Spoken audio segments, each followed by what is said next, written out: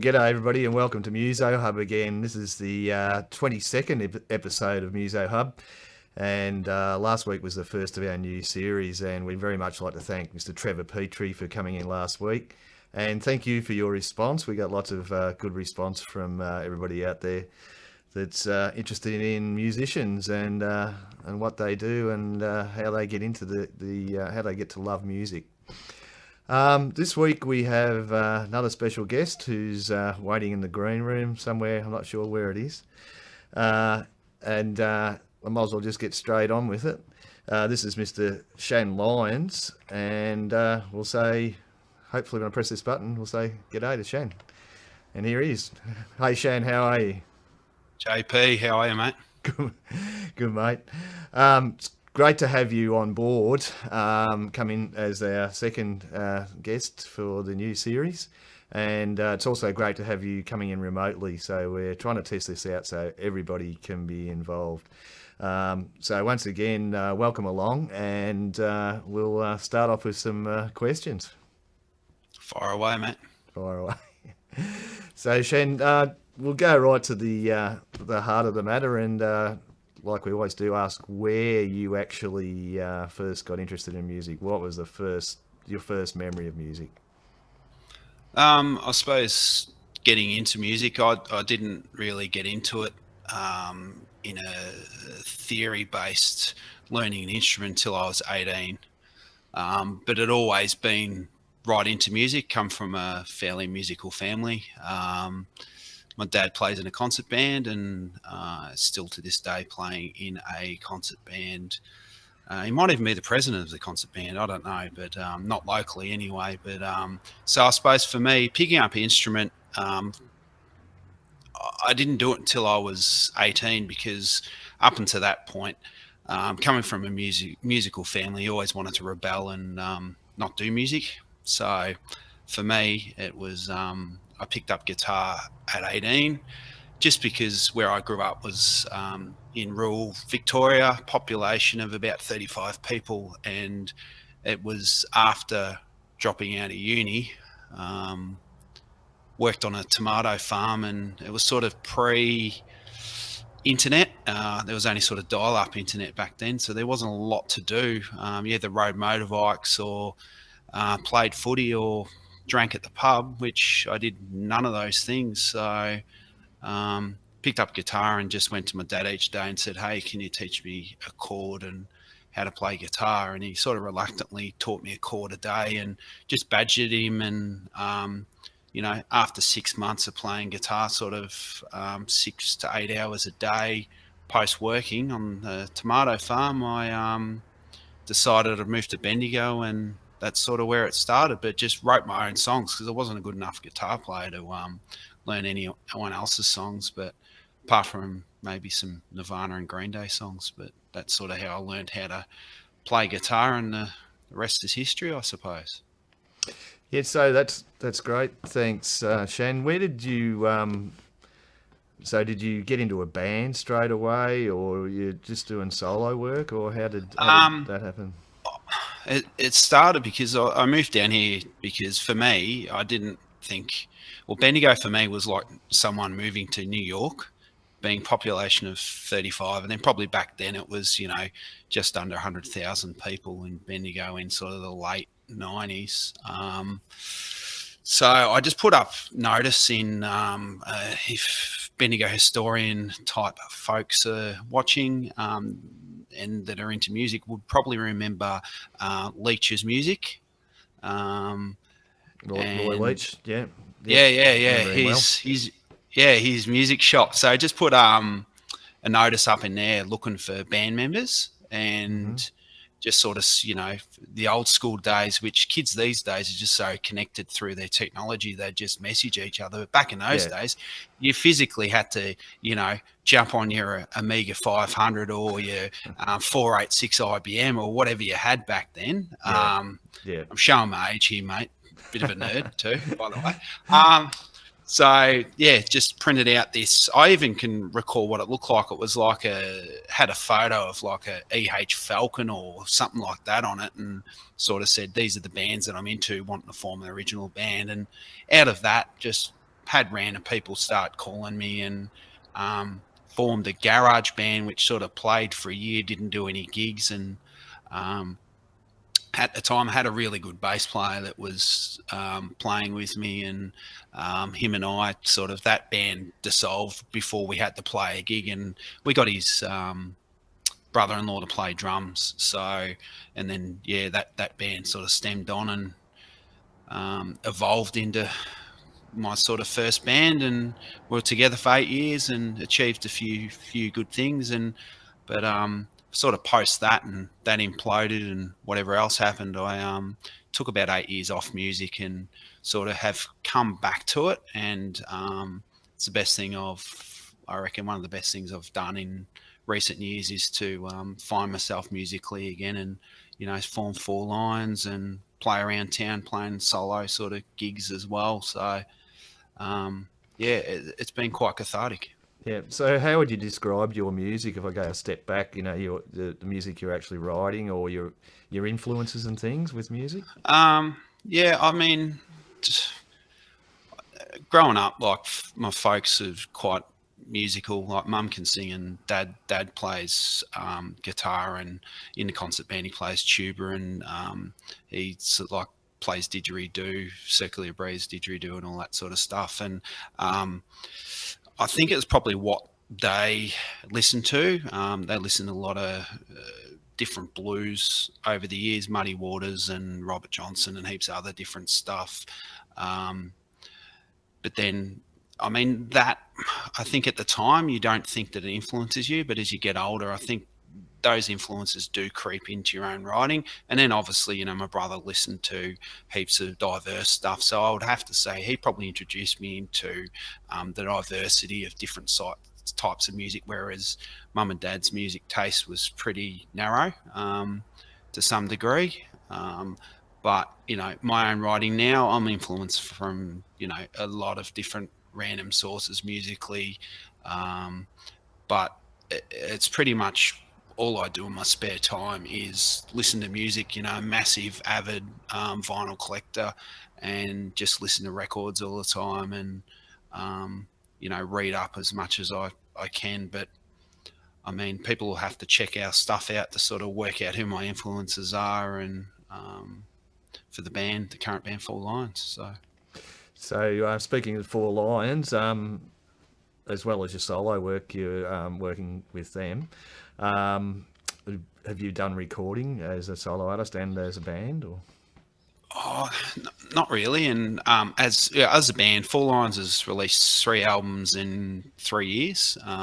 So what happened there was I was playing, I sort of come back to music and not playing for X amount of time. I thought, what am I actually going to do? So I decided I'd start learning covers reluctantly, and all over the years, and I'm happy to admit it, I always thought people playing in cover bands are sort of sellouts, because I was so big on original stuff. But once I started getting into playing covers, I did have a great appreciation, and I do have a real great appreciation for people who play covers, because for me personally now, it's playing a diverse range of covers when I do solo stuff really does influence my writing, and you learn different diction and I suppose song structures, etc., from other artists' writing, and that's definitely influenced my writing. So what happened was I formed this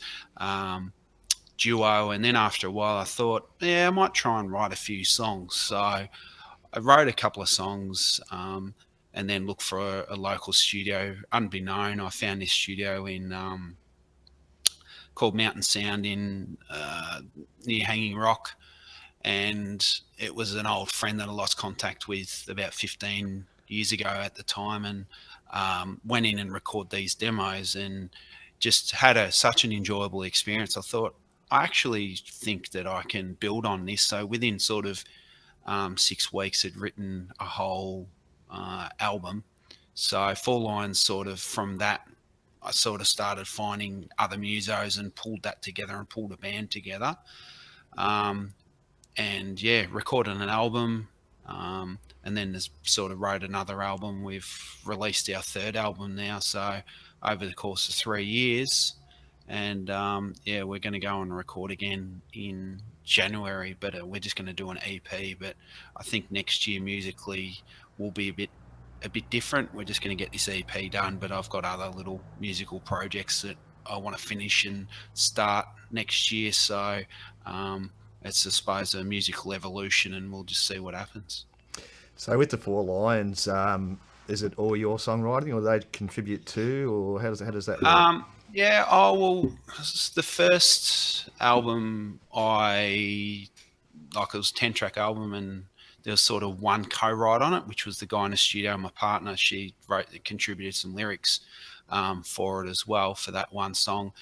Second album, Varland, yeah, I wrote all the songs bar one, and it was myself and Keith that wrote that. Now with our latest one, yeah, I wrote all the songs on that, but that was because it was like the latest album, Golden Triangle, sort of like a concept album, and I wrote the whole album in 2 days.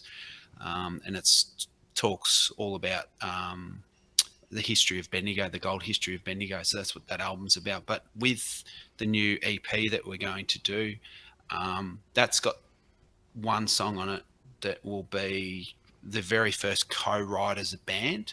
So we all got together, and I just brought in sort of 3 chords, and we built a song from scratch from that. And that's good for everyone. Then I'll obviously write the lyrics, but I think, yeah, on those 4 new songs that are yet to record, there's one full band co-write. There's a song that myself and Keith, the lead guitarist, wrote together.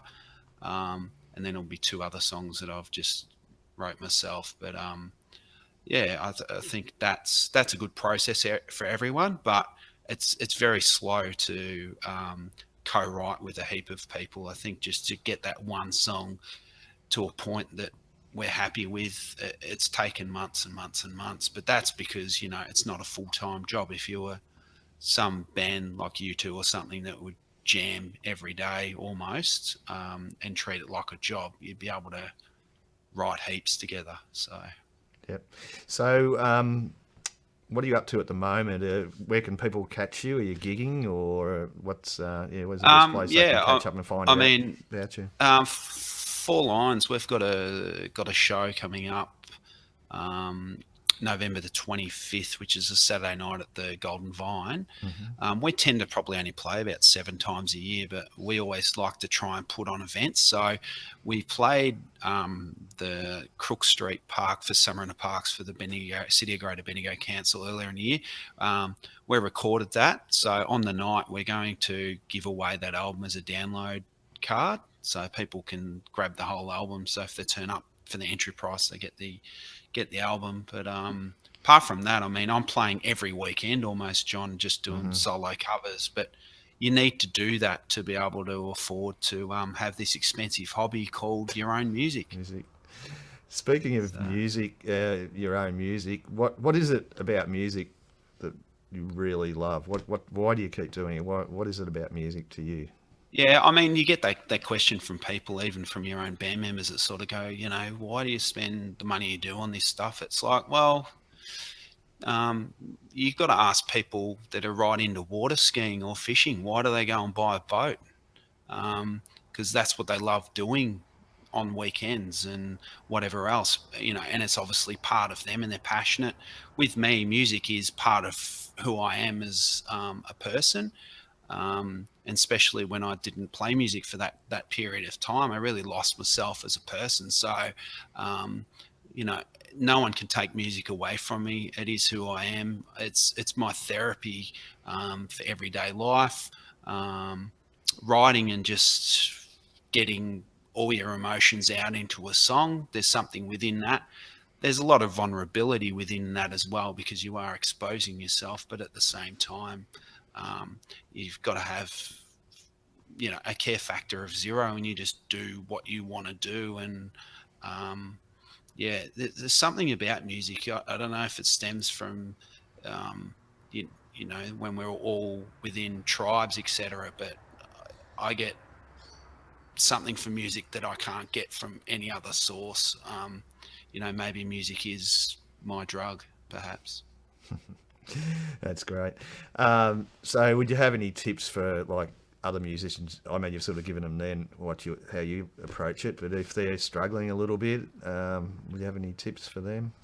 Well, I think for people, you just got to do what you want to do. Don't try and if I could speak to the younger me, I'd probably just say, do what you want to do. Don't try and follow any trends, but try and also do something unique or something a little bit different. And that doesn't always have to be music, but just how you present your music, even if it's tying in visuals or something like that. I mean, for me, when I was a lot younger, I was quite headstrong. Some people may say I was competitive, but I don't think it's ever been a competition. It's more around, I've got a lot of passion and I believe in what I do, so I'm going to keep doing it. And I want every person they can to possibly hear what I'm doing. And I suppose there's that part of me that's still there, and I do want everyone to hear what Four Lions doing and get it and like it. So quite chuffed when people come up and say, oh yeah, I love your band or what you do. You're sort of semi-embarrassed, but at the same time you're quite appreciative that people actually care for what you do. So the younger person, just believe in yourself and actually don't just sit back and wait. You actually got to make this happen yourself. So I think with the technology and all the digital technology around recording, which wasn't around when I sort of got my first band going, go to a good studio, get your drums down in a good studio, and then take it home and record it and do that. You've definitely got capacity being able to do that every day, and listen to music and try and learn as much as you can from everyone around you as well that are playing in the band and whatever. Fantastic. Really appreciate you coming in tonight. And I'm learning from every time I speak to people. I'm learning. Everybody comes from that same thing of having that fire deep down, and if they step away from it, they've got to come back. And that's why you still see people at my age and older still playing. It's that. Yeah, something on stage, not just on stage, but whenever you perform, even on your own, that feeling. So, really appreciate hearing your point of view on that. And now we're probably heading to the end of the show, as you've filled it in well. And this song that you're going to perform in a few minutes, can you tell us anything special about that one? Yeah, sure. So, like I was saying, with our latest album, that was written in 2 days, and it's just I was reading up on Bendigo history, and obviously related to gold. So that's what this whole album's about. It's the previous stories of what's transpired in Bendigo. In regard to this song, though, it's a story of a prospector that's obviously mining a reef near Rosalind Park, which was one of the camps back in the day. And he had no success. So he's seeing family members and different other people pass away, and what gold can do to people. It brings out the best and the worst of people if you read a lot of Bendigo history. And another thing reference is, there was Chilean palms planted up in Rosalind Park, which was then mulled into some sort of mead/wine, which the prospectors used to drink. So there's even that reference within the lyrics of this song. But it's quite a pretty simple song, because the whole point of this current recording too was to do something a bit different musically. So most of the songs in the album are sort of about 2 minutes 10, and yeah, sort of that post-punk stuff, sort of like Husker Du and Replacements and things like that. So the song's called No Fortune, so hopefully some people dig it. Fantastic. And really appreciate you coming in, as I said. And for anybody out there wanting to catch up with you, have you got a website or something they could purchase your music from or anything?